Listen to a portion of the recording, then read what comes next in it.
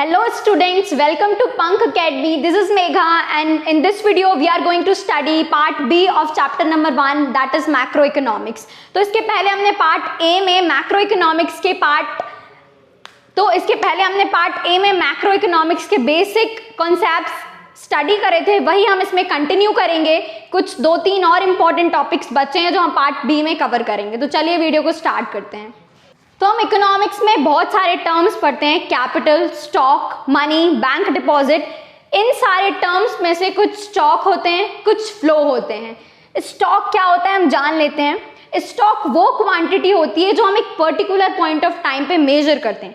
For example, today is 11th July. This is a particular date and at that date you are having 10,000 bank balance in your bank account. आज के date में आपके bank में आपके पास 10,000 bank balance है। ये example है stock का। स्टॉक डील करता है पर्टिकुलर पॉइंट ऑफ टाइम की चीजों में। आज क्या है, ठीक है, एक particular point of time, date 11 जुलाई 2021 और डेट 1 जनवरी 2022। तो जब हम एक पर्टिकुलर डेट, डे और टाइम की बात करते हैं, एक पर्टिकुलर डिस्टेंस की बात करते हैं, तब हम बात करते हैं स्टॉक की, ठीक है। तो stock is a quantity measured eight a particular point of time. अब फ्लो देखते हैं। फ्लो क्या होता है? Flow is a quantity measured over a specific period of time. जब हम पीरियड ऑफ टाइम की बात करते हैं, ठीक है, suppose your income is 10,000 per month. This is a 1 month thing. We are talking about a particular point of time, 30 days. We are talking about a month. तो यहां पे फ्लो कॉन्सेप्ट आ जाता है, ठीक है। जहां भी हम एक पीरियड ऑफ टाइम की बात करते हैं, इसके एग्जाम्पल हैं आपकी इनकम, आपका पर मंथ एक्सपेंडिचर या पर ईयर एक्सपेंडिचर, प्रोडक्शन। तो ये सारी चीजें इनकम है, वो एक दिन की अगर होगी, एक स्पेसिफिक दिन की होगी। For example, today on 11 July you have got 50 rupees.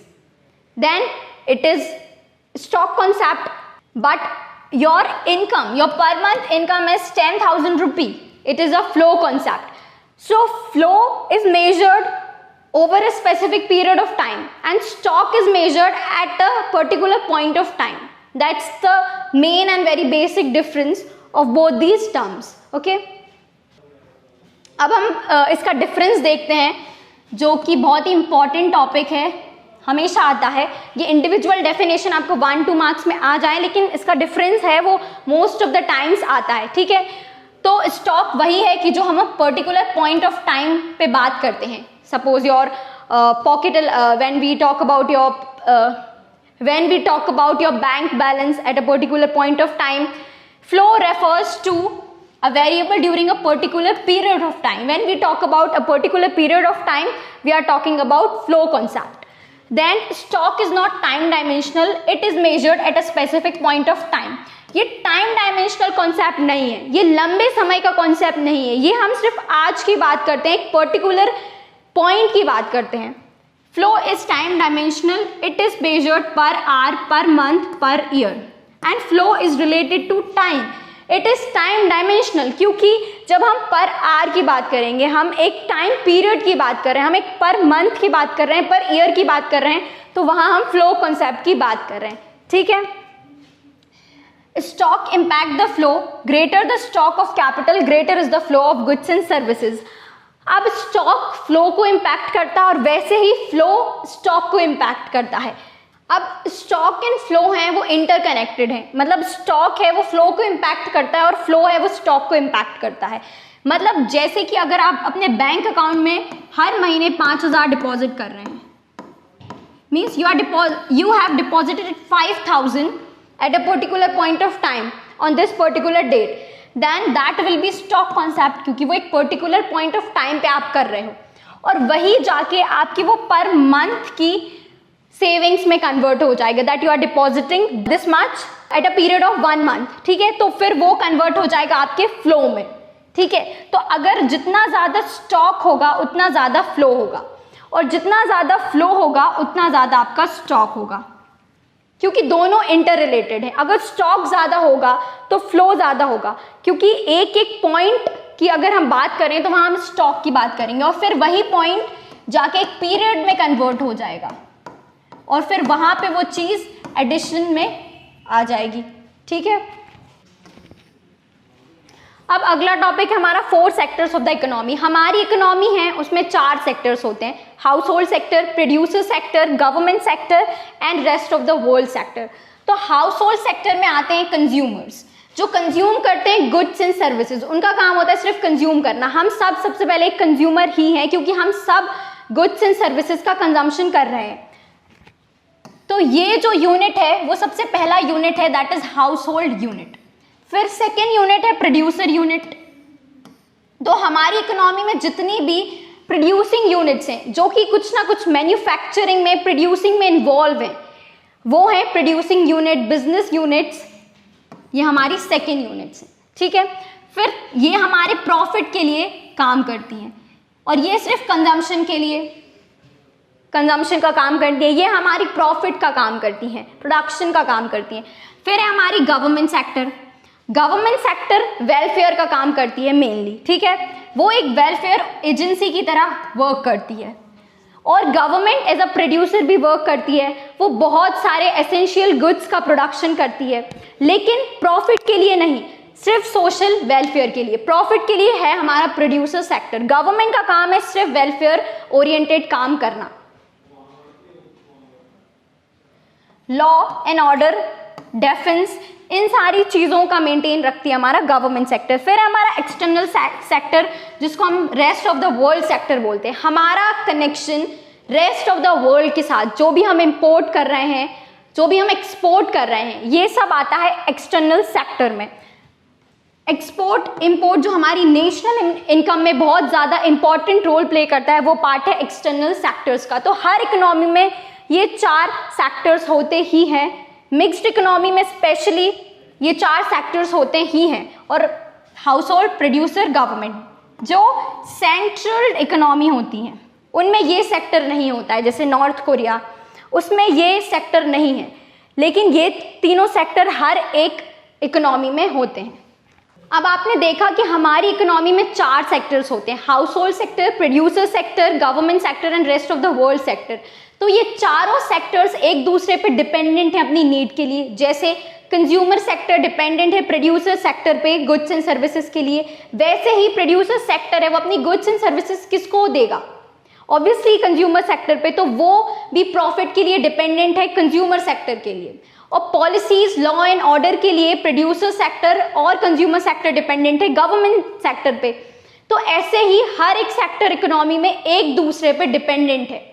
तो ऐसे ही हमारी इकोनॉमी वर्क करती है, flow of goods and services from one sector to another. तो हर एक सेक्टर इकोनॉमी का एक दूसरे पे डिपेंडेंट है किसी ना किसी वे में। इसी को हम बोलते हैं intersectoral interdependence. Means household dependent on producer sector, producer sector dependent on government sector,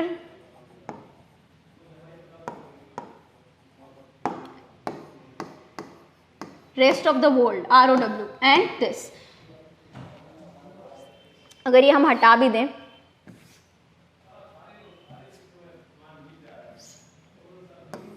तो ऐसे ये सेक्टर एक दूसरे पे डिपेंडेंट हैं अपनी नीड्स के लिए, अपने प्रॉफिट के लिए, या किसी भी चीज़ के लिए, किसी भी वे में ये एक दूसरे पे डिपेंडेंट हैं। तो इसको ही हम बोलते हैं इंटरसेक्टरल इंटरडिपेंडेंस। और इंटरसेक्टरल इंडिपेंडेंस, इन सेक्टर्स का एक दूसरे पे डिपेंडेंट होना ही बर्थ देता है इंटरसेक्टरल फ्लो को। Intersector interdependence means dependence on each other which lead to intersectoral flow। अब हम देखते हैं इंटरसेक्टरल फ्लो क्या होता है। Intersectoral flow is flow of goods and services from one sector to another, ठीक है। अब इंटरसेक्टरल फ्लो दो टाइप्स में डिवाइड है, real flow and money flow. तो real flow is the flow of goods and services from one sector to another. जब goods and services एक sector से दूसरे सेक्टर में फ्लो होते हैं उसको हम बोलते हैं रियल फ्लो, सिर्फ गुड्स एंड सर्विसेज। जैसे कि एग्जाम्पल देखते हैं,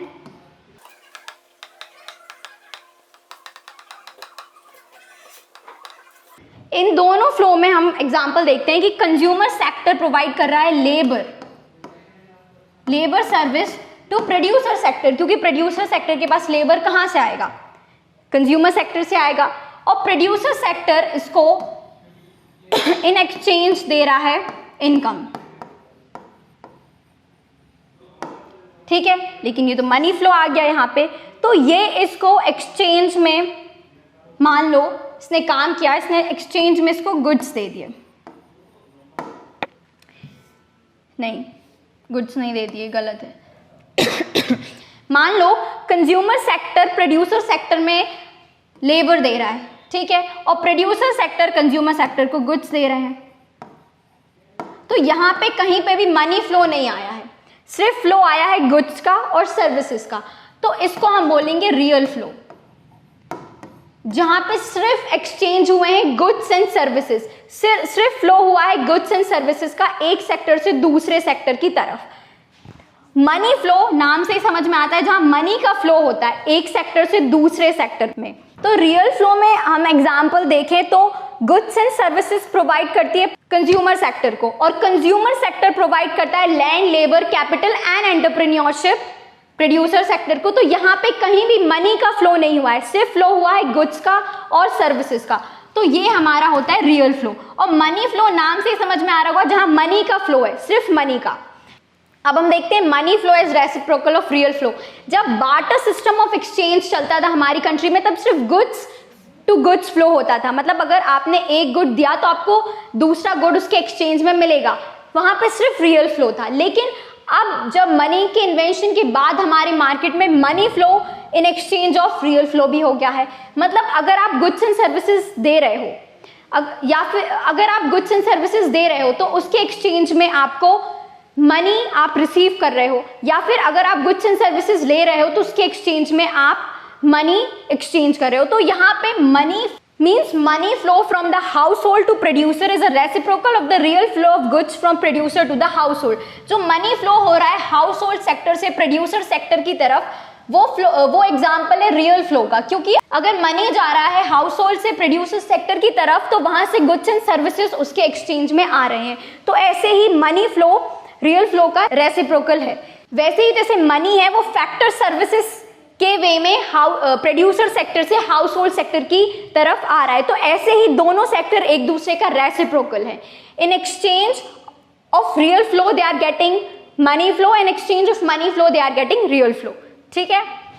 तो इस टॉपिक में हम देखेंगे कि मनी कैसे एक सेक्टर से दूसरे सेक्टर फ्लो होता है और फिर उसी सेक्टर से वापस अगले सेक्टर में जाता है।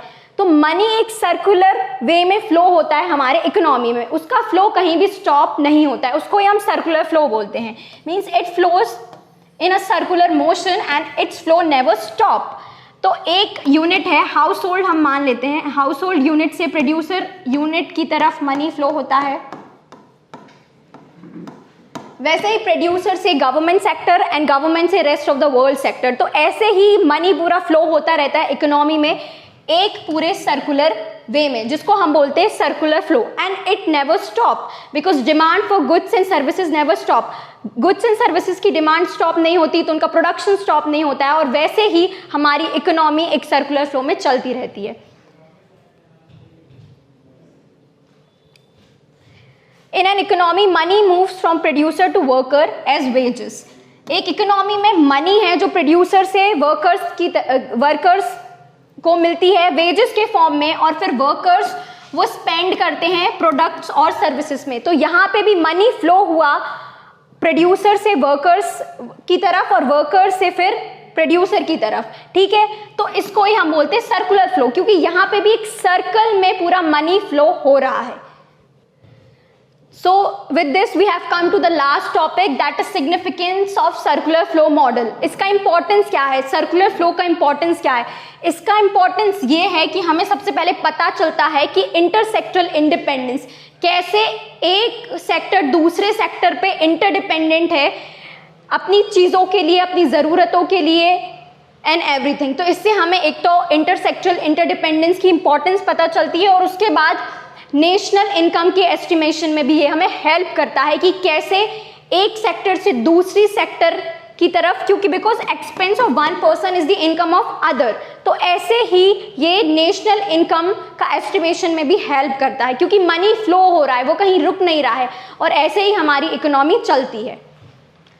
National income is the sum total of factor income flowing from one sector to the other. तो यहाँ से रेंट, प्रॉफिट, वेजेस और इंटरेस्ट एक सेक्टर से दूसरे सेक्टर फ्लो हो रहा है और यही होता है नेशनल इनकम. तो इससे हम नेशनल इनकम का भी एस्टिमेशन करते हैं. ठीक है, तो ये हमारे इंपॉर्टेंस के साथ ये चैप्टर और ये पार्ट भी कंप्लीट होता है. अब इसके दो टॉपिक्स हैं छोटे छोटे, एक है इंजेक्शंस, एक है विथड्रॉल.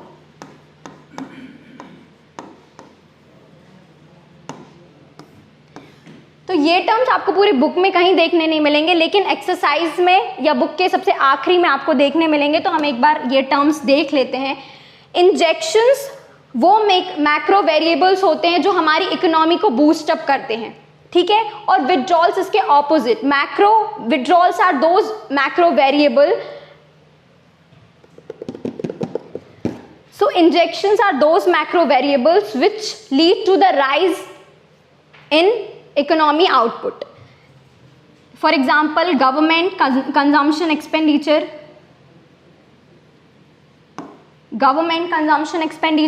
and withdrawals इसके opposite है. Withdrawals are those macro variables which lead to the fall in an economy output. For example, injections के example में हम export बोल सकते हैं, वो हमारी इकोनॉमी में एडप्ट करते हैं, वो हमारी इकोनॉमी को बूस्ट करते हैं. और विथड्रॉल्स में हम गवर्नमेंट टैक्सेस बोल सकते हैं. तो ये दोनों टॉपिक भी हमारे कंप्लीट होते हैं, इंजेक्शंस एंड विथड्रॉल्स. तो इसी के साथ हमारा चैप्टर 1 मैक्रो इकोनॉमिक्स का कंप्लीट होता है. I have covered all the topics, all the basics of macroeconomics. तो अगर आपको ये वीडियो हेल्पफुल लगा हो then don't forget to like, share and subscribe to the channel. Till then take care, I will see you in the next video. Bye.